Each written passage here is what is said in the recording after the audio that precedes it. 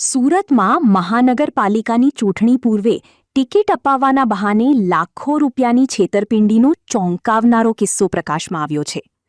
આમ આદમી પાર્ટીના કાર્યકર નવનીત નાવડિયાએ આક્ષેપ કર્યો છે કે દિલ્હીથી આવેલા ઓમ પ્રકાશ નામના શખ્સે તેમની પત્નીને વોર્ડ નંબર 1માંથી ટિકિટ અપાવવા માટે નાણાંની માંગણી કરી હતી. શરૂઆતમાં રૂપિયા 21 લાખથી શરૂ થયેલી વાતચીત અંતે રૂપિયા 7 લાખમાં નક્કી થઈ હતી, જે પૈકી નવનીતભાઈએ અલગ અલગ જગ્યાએ જઈને રૂપિયા 3 લાખ ચૂકવ્યા હતા. જો કે પાર્ટીની યાદીમાં નામ ન આવતા અને ઓમપ્રકાશે ફોન ઉપાડવાનું બંધ કરી દેતા સમગ્ર ભાંડો ફૂટ્યો હતો.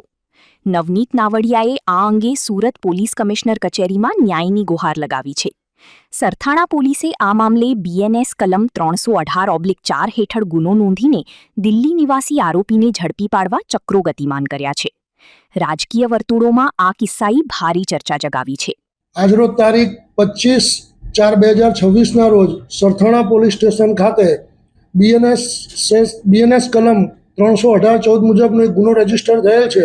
જે ગુનાની હકીકત એવી છે કે ગુનાના ફરિયાદી નવનીતભાઈ ચંદુભાઈ નાવડિયા, જેઓ સાંઈ કૃપા સોસાયટી શ્યામધામ ચોક ખાતે રહે છે અને આમ આદમી પાર્ટીની અંદર વોર્ડ સંયોજક તરીકે કામ કરતા હોય અને આવનાર જે ઇલેક્શન છે મહાનગરપાલિકાના, એ સ્થાનિક સ્વરાજ્યની ચૂંટણીની અંદર તેઓને આમ આદમી પાર્ટીમાંથી વોર્ડમાંથી પોતે ચૂંટણી લડવી હોય તે બાબતે આમ આદમી પાર્ટીના જે આગેવાનો છે એમાં મુખ્યત્વે ઓમપ્રકાશ કરીને જે એક વ્યક્તિ છે દિલ્હીના, એમની સાથે એ સંપર્કમાં હતા અને એમની પાસે એમને એવી વાત કરેલી કે મારે આ ઇલેક્શન લડવું છે તો મને મેન્ડેટ અપાવજો.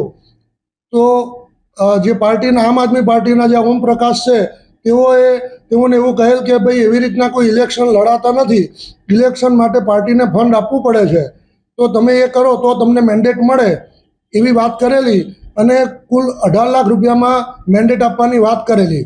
એટલે આ ખૂબ વધારે હોય, જેથી આ નવનીતભાઈએ વાટાઘાટો કરી અને છેલ્લે 8 લાખ રૂપિયામાં ટિકિટ મેળવવા માટે મેન્ડેટ આપે આમ આદમી પાર્ટી, એવી વાત કરેલી અને એ રીતના એ તૈયાર થયેલા અને તેઓએ 2.5 લાખ રૂપિયા રોકડા આપેલા અને 30,000 અને 20,000 એમ એમને ATMમાંથી કુલ 50,000 રૂપિયા કાઢીને ઓમપ્રકાશને આપેલા.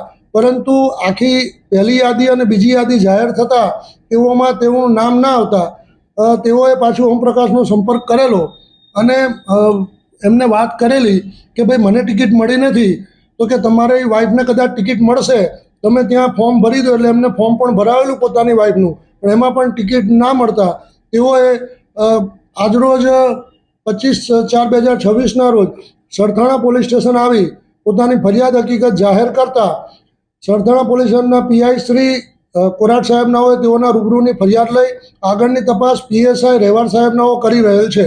મારું નામ નવનીતભાઈ ચંદુભાઈ નાવડિયા છે. આવનારી સ્થાનિક સ્વરાજની ચૂંટણીની અંદર સુરત મહાનગરપાલિકામાં વોર્ડ નંબર 1 ની અંદર મારી વાઇફ લિપ્સાબેન નવનીતભાઈ નાવડિયાના નામથી દાવાદારી કરાવી હતી.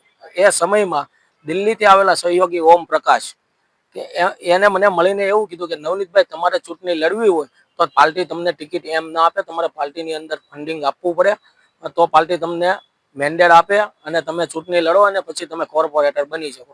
એટલે મેં ઓમ પ્રકાશને એવું કીધું કે ભાઈ પાર્ટીની અંદર ફંડિંગ માગે તો કેટલા પૈસાનું ફંડિંગ માગે. એટલે ઓમ પ્રકાશે મને એવું કીધું કે ચોક્કસપણે હું તમને ઉપરથી વાત કરીને કાલે ફોન દ્વારા તમને જણાવી દઈશ. એટલે મારામાં ફોન આવ્યો અને ઓમ પ્રકાશે મને કીધું 21 લાખ રૂપિયા પાર્ટીની અંદર ફંડ આપો તો તમને ટિકિટ મળે. એટલે મેં કહું મારા પાસે ભાઈ એટલા બધા પૈસા નથી, સામાન્ય માણસ છું. એટલે મને એને એવું કીધું કે તો 18 લાખ રૂપિયા. મેં કહ્યું ના, મારે 18 લાખ રૂપિયામાં નથી મેં કહું ટિકિટ જોતી. તો એ લોકોએ મને એવું કીધું ઓમ પ્રકાશે કે તમારી ગણતરી ક્યાં સુધી. એટલે મેં એને 5 લાખ રૂપિયાની કીધી. તો મને ઓમ પ્રકાશ એમ કીધું 11 લાખ સુધી કરી દો, હું કન્ફર્મ કરાવી દઉં. મેં કહું ના, 11 લાખ મારા પાસે થાય નહીં, મારે શું કામ એવા ખોટા વાયદાઓ કરવા. તો 5 લાખ રૂપિયામાં પછી એને મને એવું કીધું 7 લાખ રૂપિયા સુધી તમારું ડન કરાવી દો એમ. એટલે મેં કીધું હું અત્યારે 5 લાખ રૂપિયા આપીશ, જેવું મારું નામ કેન્ડિડેટમાં, મારી વાઈફનું નામ કેન્ડિડેટમાં ડિક્લેર થશે એવા એના પછીના દિવસે 2 લાખ રૂપિયા હું તમને આપીશ.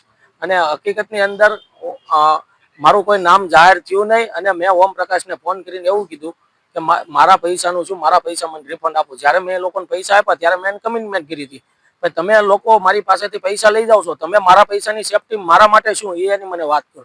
તો એને મને એવું કીધું હતું કે જ્યારે તમારી ટિકિટ ના આવે તો પૈસા ચોક્કસપણે રિફંડ તમને કરાવવાની જવાબદારી મારામાંથી.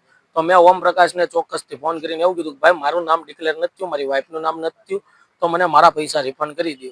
તો મને કે 4-5 દિવસનો સમય લાગશે. 4-5 દિવસના સમય જતા આકાશ મિશ્રા નામના વ્યક્તિનો આમ આદમી પાર્ટીનો એક હવાલા કૌભાંડ આપણે ખુલ્લું પડ્યું. તો સુરતની અંદર આવેલા દિલ્હીના સહયોગી 20 થી 22 લોકો હતા.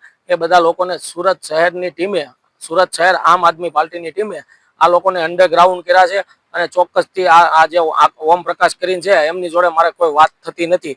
અને બપોરે મને નિર્ણય મેં લઈ લીધો કે ભાઈ એક ફરિયાદ ટાઈપ કરાવીને પોલીસ કમિશનર કચેરી ખાતે આપીને અને આના વિરુદ્ધ ચોક્કસપણે યોગ્ય પગલાં લે એવી મારી આશા છે. ઓમપ્રકાશ દિલ્હીથી આમ આદમી પાર્ટીએ બોલાવેલા એક સહયોગીના ભાગરૂપે કામ કરવાવાળા વ્યક્તિ છે.